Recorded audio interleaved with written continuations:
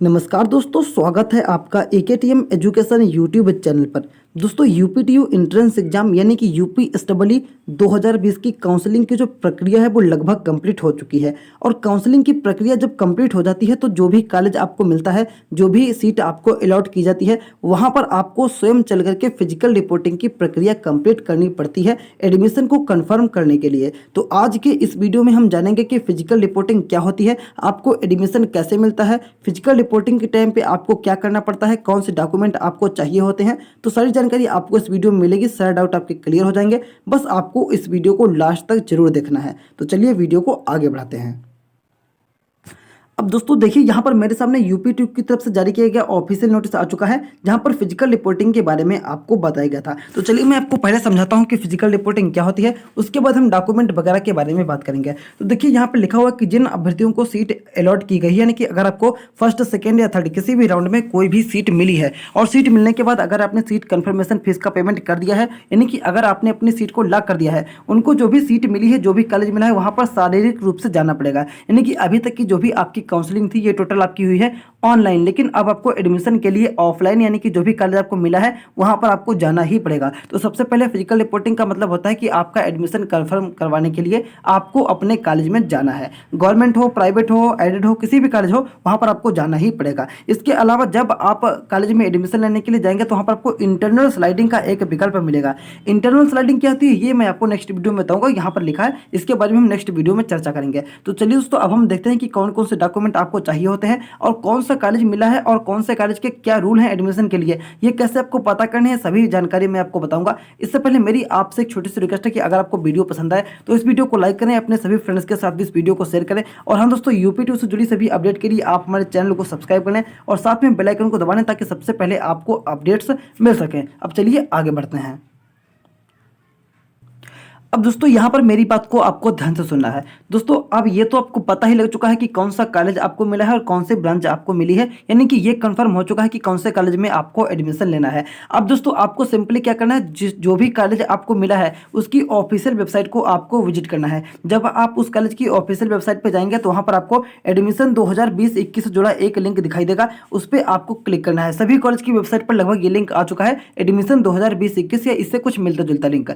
जब आप उस लिंक पे क्लिक करेंगे तो वहां पर आपको सारी जानकारी मिल जाएगी कि इस कॉलेज में एडमिशन के लिए क्या रूल रहने वाला है। हालांकि मैक्सिमम कॉलेज के एडमिशन का जो रूल है वो सेम रहता है, हालांकि कुछ कॉलेज का जो रूल होता है वो थोड़ा सा चेंज रहता है। तो सबसे पहले तो मैं आपको यही कहूंगा कि जो भी कॉलेज आपको मिला है उसकी ऑफिशियल वेबसाइट पे आपको जाना है और एडमिशन 2020-21 के लिंक के द्वारा चेक करना है कि उस कॉलेज में एडमिशन के क्या रूल हैं। वैसे लगभग सारे कॉलेज में रूल सेम ही रहते हैं। तो यहाँ पर मैंने क्या किया है, मैंने आईआईटी लखनऊ की वेबसाइट पर जब मैं गया और वहां से मैंने एडमिशन 2020-21 के लिए जो गाइडलाइन थी, यानी कि जो नोटिस था, उसको डाउनलोड किया और इसके माध्यम से मैं आपको बताने वाला हूं कि एडमिशन के टाइम पे आपको कौन कौन से काम करने पड़ते हैं, क्योंकि लगभग सभी कॉलेज में ऐसी ही प्रक्रिया रहने वाली है। फिलहाल तो आपको ऑफिशियल वेबसाइट विजिट कर लेनी है। आप किसी भी कोर्स में एडमिशन लेने जा रहे हैं, चाहे बीटेक हो, चाहे एमबीए हो, एमसीए हो, बीटेक लेटरल एंट्री हो, सभी के लिए एडमिशन का जो प्रोसेस रहता है वो फर्स्ट ईयर में लगभग सेम ही रहता है। तो चलिए आगे बढ़ते हैं। तो दोस्तों, जो आपकी फिजिकल रिपोर्टिंग की डेट है वो 21 से 24 तारीख के बीच में रखी गई है, तो आपको इसके बीच में ही कंप्लीट कर लेना है। हालांकि अगर आपके पास कोई प्राइवेट कॉलेज है तो आप पहले भी जा सकते हैं, आप उस कॉलेज में कॉल कर लीजिए तो आपको पता लग जाएगा। लेकिन गवर्नमेंट और गवर्नमेंट एडेड कॉलेज के लिए आपको 21 से 24 तारीख के बीच में हर हाल जो है फिजिकल रिपोर्टिंग कर देनी है, अन्यथा आप बाहर हो जाएंगे। तो अब आगे बढ़ते हैं, बात करते हैं फिजिकल रिपोर्टिंग के टाइम पे क्या होता है और कौन कौन से डॉक्यूमेंट लगते हैं, क्योंकि इससे जुड़े कमेंट बहुत ज़्यादा आ रहे थे।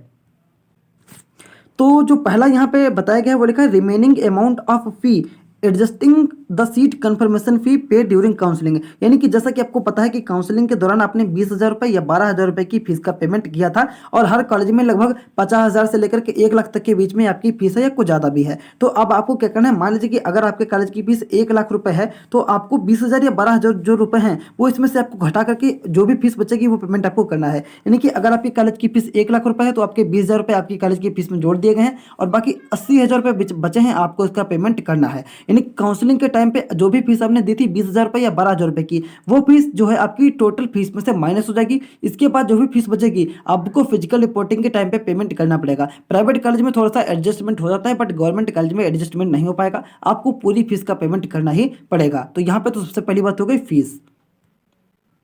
अब दूसरा यहाँ पे आता है 4 recent and identical passport size photograph. यहाँ पे 4 फोटो के लिए लिखा है, लेकिन आप कम से कम 12 फोटो लेकर के जाइए, क्योंकि फोटो बहुत ज़्यादा लगती हैं। और इसके अलावा आपको क्या करना है, आपका नाम तो ठीक है पता है आपको, यूपीएसडब्ल्यू का रोल नंबर होना चाहिए, आपका जो एलाइटेड इंस्टीट्यूट है इसके बारे में भी आपको पता लग जाएगा, यूपीएसडब्ल्यू की रैंक भी आपको पता लग जाएगी, जो प्रोग्राम है ब्रांच ये भी आपको पता लग जाएगा। इसके लिए आपको क्या करना है, आपको जो सीट अलॉटमेंट लेटर मिला है, सीट अलॉटमेंट लेटर, ये आपको लेकर के अपना जाना है, इसको आपको प्रिंट कर लेना है और लेकर के जाना है। सीट अलॉटमेंट लेटर आपको जब भी सीट आपको कभी मिलती है तो उसके बाद यूपी2 की ऑफिशियल वेबसाइट पे जब आप लॉगिन करते हैं तो वहां पर आपको मिल जाएगा।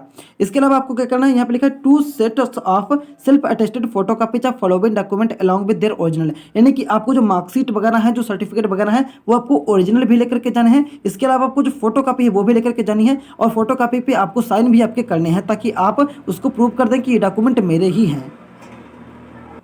अब देखिए यहाँ पर क्या लिखा है, सीट अलॉटमेंट लेटर आपको लेकर के जाना है। जैसा कि मैंने आपको पहले ही बताया था, ये सीट अलॉटमेंट लेटर आपको 4th राउंड की काउंसलिंग के बाद का होना चाहिए। हर राउंड में आपका सीट अलॉटमेंट लेटर आता है, 4 राउंड की काउंसलिंग के बाद जो आपका सीट अलॉटमेंट लेटर आएगा वो आपका फाइनल होगा, और 4th राउंड के बाद ही आपको सीट अलॉटमेंट लेटर निकालना है लॉगिन करने के बाद में, और वही लेकर के आपको जाना है। ठीक है, इसके अलावा आपको रिसिप्ट लेकर जानी है फीस की, यानी कि जो भी आपने 1000 रुपये की फीस के पेमेंट किया था उसकी रिसिप्ट आपको लेकर के जानी है। जो आपकी 20 या 12,000 रुपये की फीस उसकी भी रिसीविंग आपको लेकर के जानी है। ये रिसीविंग सारी आपको जो अलॉटमेंट लेटर है उस पर लिख के आ जाता है, तो इसके लिए आपको कोई भी दिक्कत लेने की जरूरत नहीं है।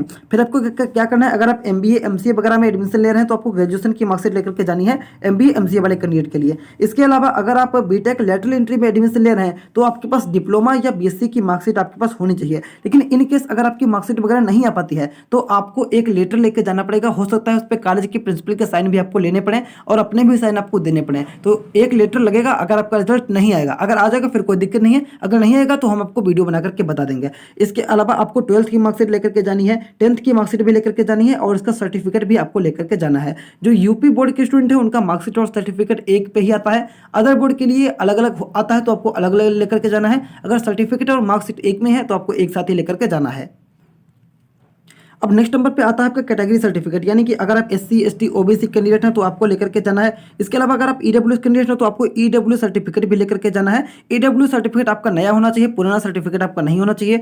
OBC सर्टिफिकेट भी आपका नया होना चाहिए, ज़्यादा पुराना नहीं होना चाहिए। इसके अलावा सब कैटेगरी सर्टिफिकेट उनके लिए जो लोग फिजिकली हैंडीकैप हैं या जो लोग आर्म्ड फोर्स के कोटा वगैरह से आए हैं तो उनको सब कैटेगरी का भी सर्टिफिकेट लेकर के जाना पड़ेगा।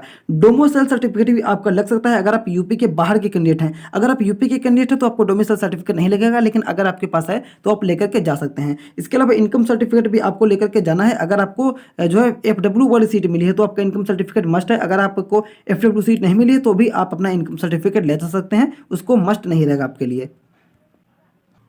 इसके अलावा आपको क्या करना है, आपको अपना आधार कार्ड भी लेकर के जाना है, ये आपका ID प्रूफ के रूप में रहेगा। इसके अलावा आपको ट्रांसफर सर्टिफिकेट या माइग्रेशन सर्टिफिकेट जिसको हम TC कहते हैं, इसको भी आपको लेकर के जाना है। आपको 12th की TC, अगर आपने डिप्लोमा किया है, ग्रेजुएशन किया है तो ग्रेजुएशन की TC आपको लेकर के जाना है। इनकेस अगर आपके पास TC नहीं है तो भी आपका अप्लीकेशन लग जाएगा और बाद में आप TC को सबमिट कर सकते हैं। इसके अलावा अगर आपका गैप था, अगर मान लीजिए 12th के बाद आपने 1 या 2 साल का गैप लिया है, या डिप्लोमा या BSc के बाद आपने गैप लिया है, तो आपको गैप सर्टिफिकेट बनवा करके ले जाना पड़ेगा। गैप सर्टिफिकेट आपका जो तहसील वगैरह रहती है, जो आपका कोर्ट वगैरह रहता है आपके पास का, वहां से आपका गैप सर्टिफिकेट बन जाता है। इसके अलावा आपको मेडिकल सर्टिफिकेट लेकर के जाना है। मेडिकल सर्टिफिकेट आपको वही लेकर के जाना है जो कि UPSW 2020 के इन्फॉर्मेशन ब्रोशर में दिया है। अगर आपको ज्यादा जानकारी चाहिए तो आप इन्फॉर्मेशन ब्रोशर को UP2 की ऑफिशियल वेबसाइट से डाउनलोड कर लें, और उसमें आपको एक मेडिकल सर्टिफिकेट बिल्कुल नीचे मिलेगा, उसको आपको लेकर के जाना है और आपको डिस्ट्रिक्ट हॉस्पिटल ले जाना है। डिस्ट्रिक्ट हॉस्पिटल में आपका CMO होता है, चीफ मेडिकल ऑफिसर, उसके द्वारा उसको वेरीफाई किया जाएगा, तभी आपका सबमिट होगा, वरना आपका सबमिट